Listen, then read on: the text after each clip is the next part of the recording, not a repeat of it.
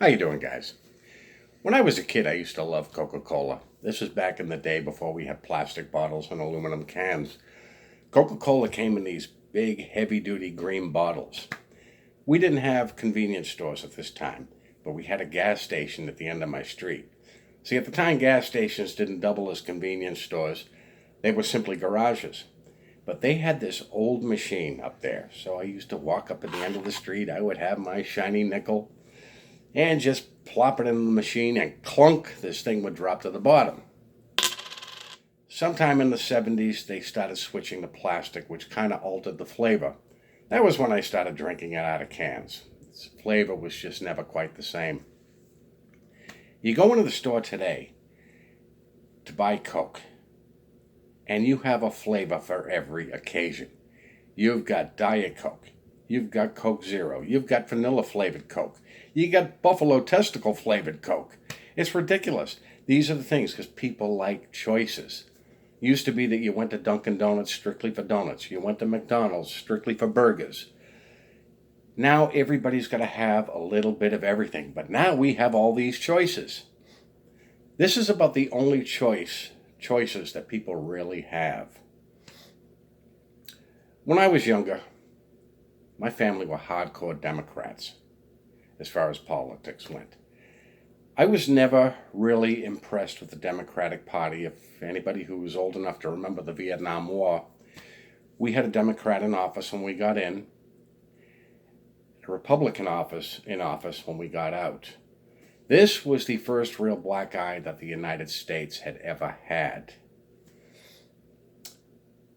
It was during this time, in the early 70s, that Spiro Agnew was forced to resign. Gerald Ford was appointed vice president. 1 year after this, Richard Nixon was forced to resign, and Gerald Ford stepped up as the president of the United States. This is the only president in history that technically was never elected to office. Now, people were kind of down on the Republican Party after this, and they were kind of frowning down on the whole situation. They didn't have a lot of confidence in Gerald Ford because they didn't feel that they had picked him as president.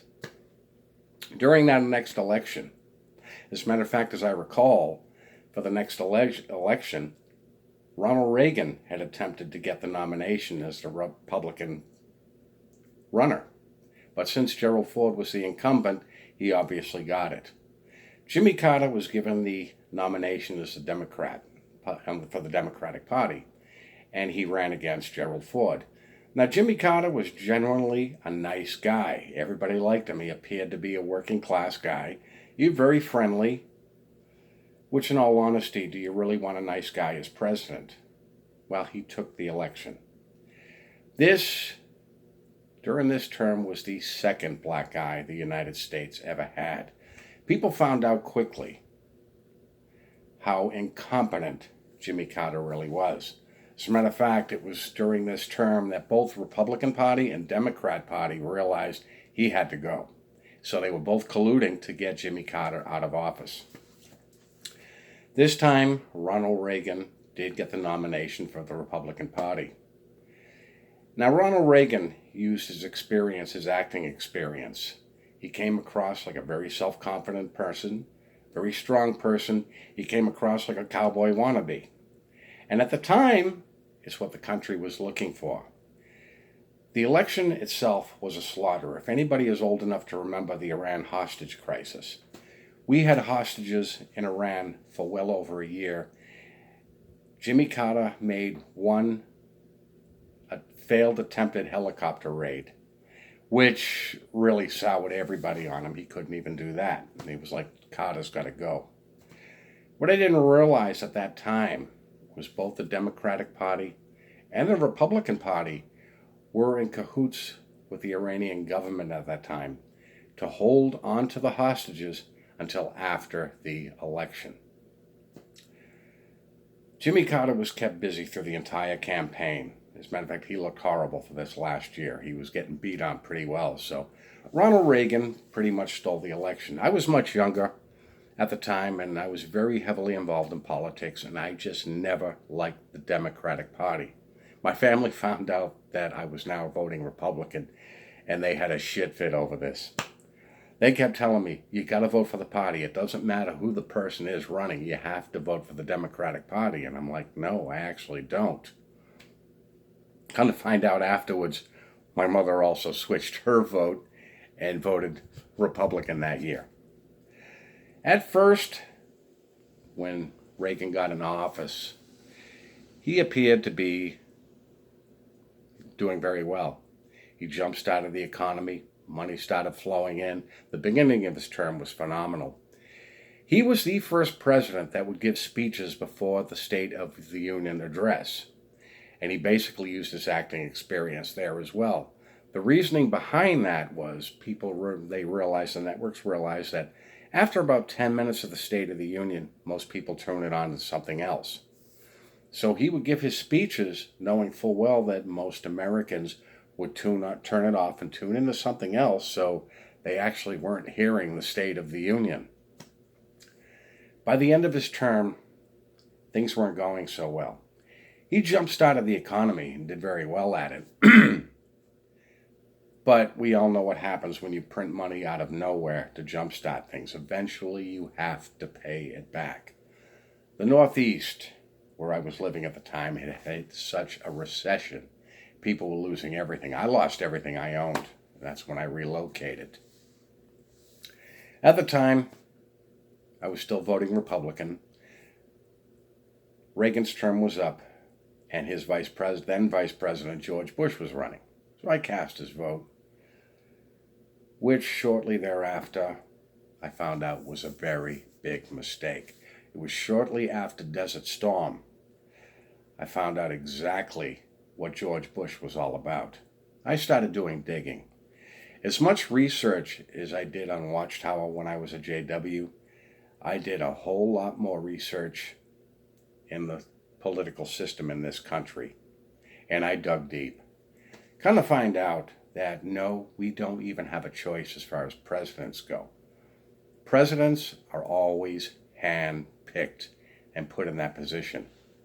For anyone who thinks the President of the United States has the ultimate say-so in this country, no. The President of the United States is the CEO of a corporation. The United States is a corporation. And much like any corporation, the CEO basically has to do what the board of directors wants. The president also answers to his higher-up, being the deep state. Even Congress is an illusion. We have only had 2 presidents that have gone against the establishment. And I'm talking about taking the power away from the Federal Reserve, or attempted to. One was Andrew Jackson, and he successfully took the power away from the Federal Reserve, giving the power back to the Republic of the United States.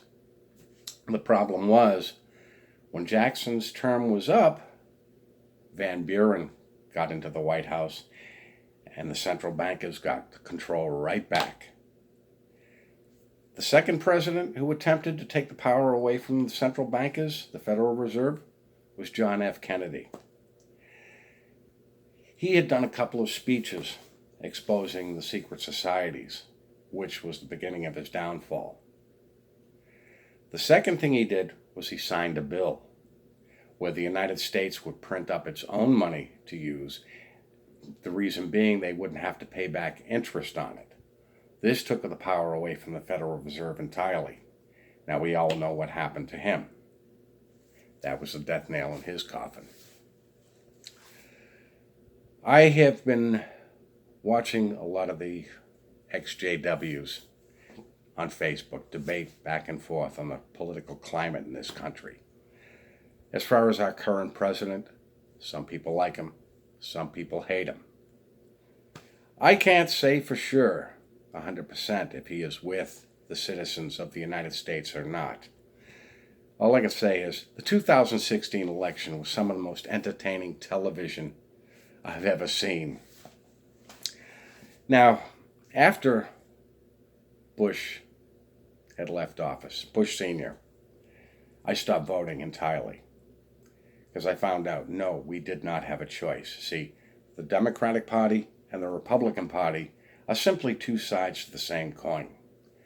Now, when Clinton came in and beat Bush, they both had the same agenda. They were both globalists. So it's like, why bother?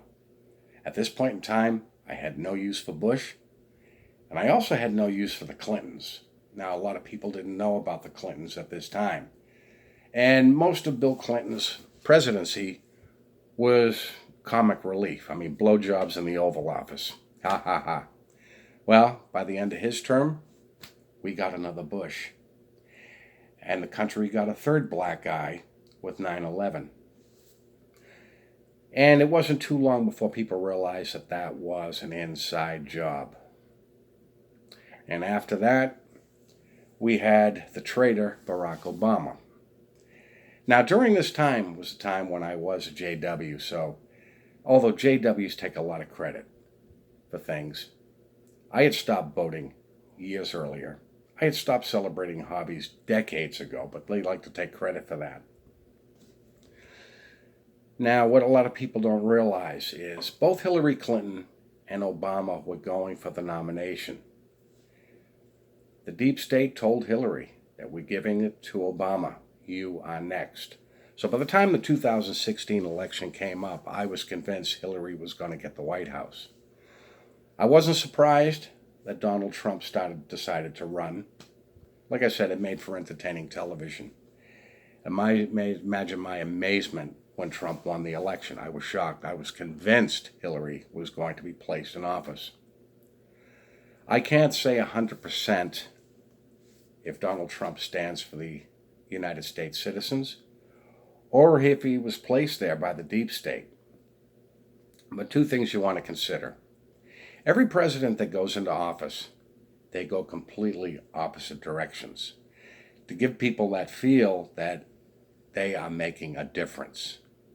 Now, obviously, our current president went a complete different direction than our prior president. If he is for the citizens of the United States, and he is serious about cleaning up Washington, as far as draining the swamp, that is not a quick fix. That is going to take all of 8 years, maybe longer, to do so, because people don't realize that the deep state, although the smallest minority on the planet, has their tentacles into everything.